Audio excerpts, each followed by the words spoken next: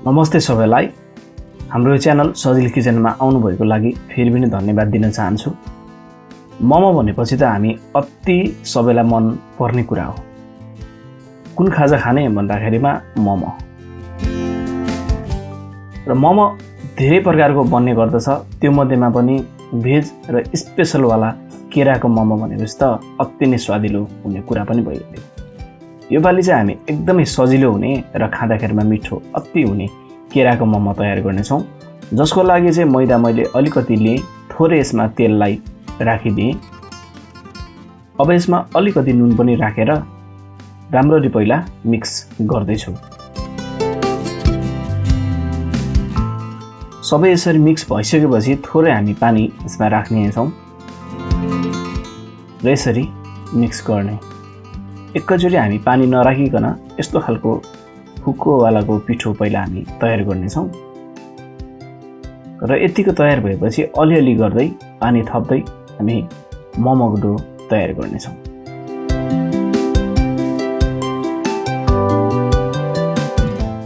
र जति हामी यसरी मिच्दै जान्छौँ, जति हामी यसलाई मुछ्दै जान्छौँ, त्यति राम्रो हाम्रो डो हुने गर्दछ। र यसरी मैले तयार गरिसकेपछि यसलाई लगभग 15 मिनट जति छोपेर राखेँ। अब यो केरा लिएको छु। यो चाहिँ फार्ममा नै उपलब्ध भएको राम्रो केरा हो। हेर्दा हल्का दाग लागे तापनि तर एकदमै राम्रो खालको केरा छ। र मैले यसलाई बोक्रा यसरी छिल्न खोजेँ। कतिपटक यसलाई बोइल गरेर पनि तयार गर्ने गरिन्छ, तर बोइल गरेको भन्दा पनि यस्तो तरिकाले तयार गरेको मोमो निकै नै मिठो हुन्छ। र सबै बोक्राहरू मैले यसरी फ्याँकेर राखेँ। अब यसलाई मैले कोरेसोको सहायताले यसरी मसिनो हुने गरी कोर्दैछु। यसरी तयार गर्दाखेरिमा चाहिँ मोमो खाँदाखेरिमा निकै नै मजा हुने गर्दछ, स्वादिलो रहने गर्दछ। र तयार भएको छ। अब चाहिँ हामी यसलाई फ्राई गर्नको लागि तेल राख्ने। तेल चारैतिर यसरी फिजाइदिनेछौँ। अब तयार गरेको यो मोमोको लागि केराको यो किमा चाहिँ यसरी राखिदिनेछौँ। बीचबीचमा यसरी चलाउँदै तयार गर्ने। यसरी केरालाई हल्का यसरी फ्राई गर्दाखेरिमा केराको मोमो निकै नै स्वादिलो हुने गर्दछ। हल्का हल्का घिउ जस्तोको बास्ना पनि यसबाट आउने गर्दछ। र यसरी मैले तयार गरेँ। अब बनाउनुको लागि एउटा भाँडामा यसरी यो किमालाई राखिदिने।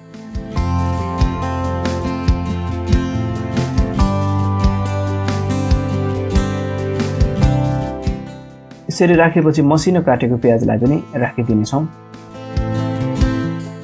हरियो खुर्सानी पनि राख्ने। अब यसमा धनियाको पातलाई पनि राख्नेछौँ। स्वादअनुसारको नुन, जिराको धुलो, धनियाको धुलो, बेसार, अलिकति तेल पनि हामी यसमा राख्नेछौँ। अलिकति गरम मसला पनि राख्ने। थोरै मरिचलाई पनि यसरी राखिदिने।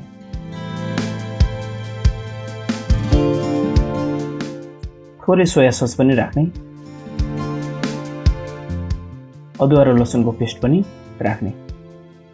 सबै सामग्रीहरूलाई अब यसरी मिक्स गरिदिने।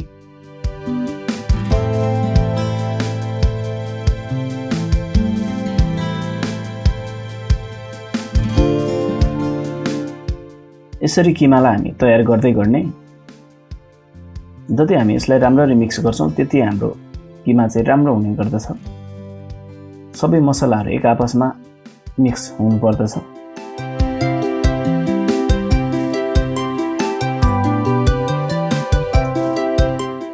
यतिको भएपछि हाम्रो किमा तयार भयो र हाम्रो यो डो पनि तयार भएको छ।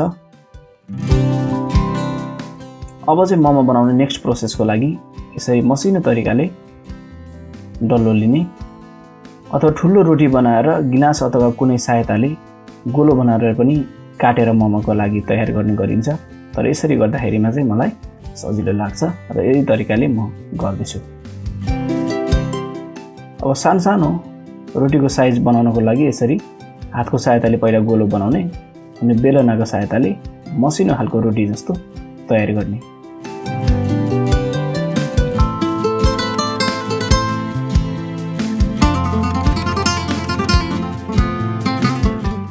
र यसरी मैले तयार गरेँ।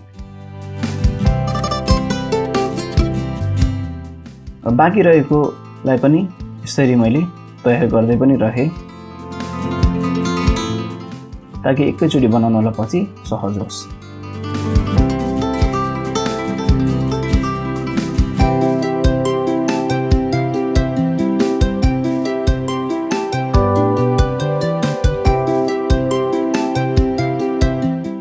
तल नटाँसियोस् भनेर मैले अलिअलि मैदा राख्दै यसरी बेलिरहेको छु, जसले गर्दाखेरि चाहिँ यो टाँसिँदैन अनि सजिलो पनि हुने गर्दछ।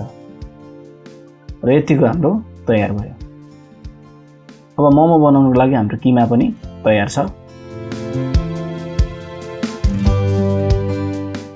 र मोमोको भाँडा पनि हाम्रो तयार छ, जसमा मैले तेल लगाएर राखिसकेको छु। अब चाहिँ किमा यसरी लिने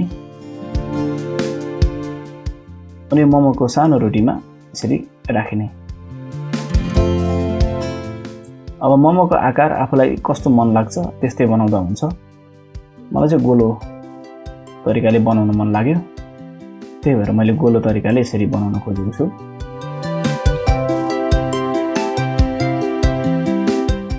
र यसरी निकै नै सजिलो तरिकाले मोमोको आकार पनि तयार भयो। बाँकी रहेकोलाई पनि मोमोको सेपमा मैले बिस्तारै बनाउँदैछु। यस्तो तरिकाले गर्दै गर्ने हो। यसरी मोमोको आकार बनाउनको लागि निकै नै सजिलो पनि रहेको छ।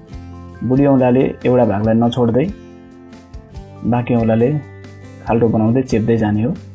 र यसरी चाहिँ हाम्रो मोमोको आकार तयार हुन्छ।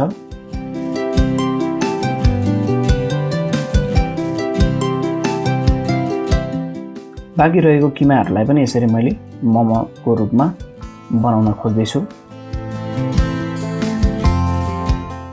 र बनाएर एक ठाउँमा राखिदिने।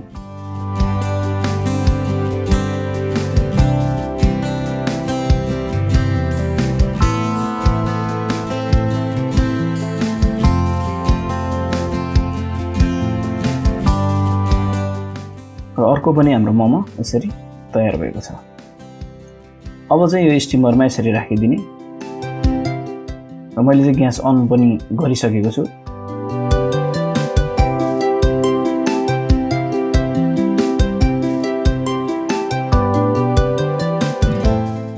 सबै मोमोहरूलाई राम्ररी यसरी मिलाउँदै राख्ने।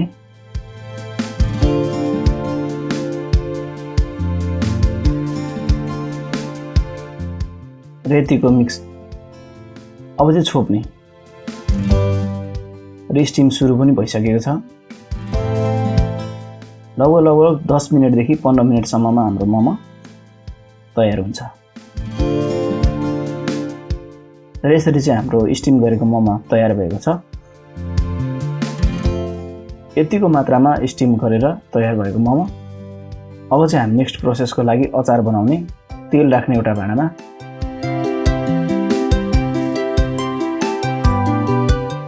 तेललाई चारैतिर यसरी फिजाउने।